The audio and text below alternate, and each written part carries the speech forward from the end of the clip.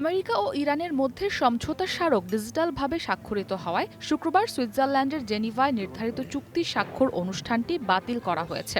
একই সঙ্গে বাতিল করা হয়েছে পাকিস্তানের প্রধানমন্ত্রী শেহবাজ শরীফের পূর্ব নির্ধারিত সুইজারল্যান্ড সফর। বিষয়টি পাকিস্তানের উপপ্রধানমন্ত্রী ও পররাষ্ট্রমন্ত্রী ইসহাক দারের বরাতে নিশ্চিত করেছে বিবিসি উর্দু।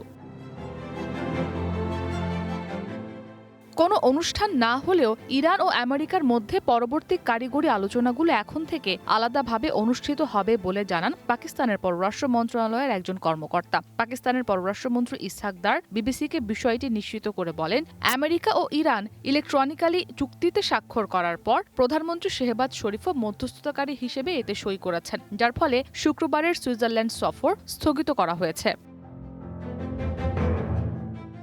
অনুষ্ঠান বাতিলের বিষয়ে সুইজারল্যান্ডের পররাষ্ট্র মন্ত্রণালয় জানিয়েছে, আয়োজনটি বাতিল হলেও শুক্রবার বুর্গেনস্টকে আমেরিকা ও ইরানের প্রতিনিধিদের মধ্যে বৈঠক অনুষ্ঠিত হবে। এই বৈঠকে পাকিস্তান ও কাতারের প্রতিনিধিরাও উপস্থিত থাকবেন। মূলত চুক্তিটি কিভাবে বাস্তবায়িত হবে সেই বিষয়ে প্রাথমিক আলোচনা করবেন তারা।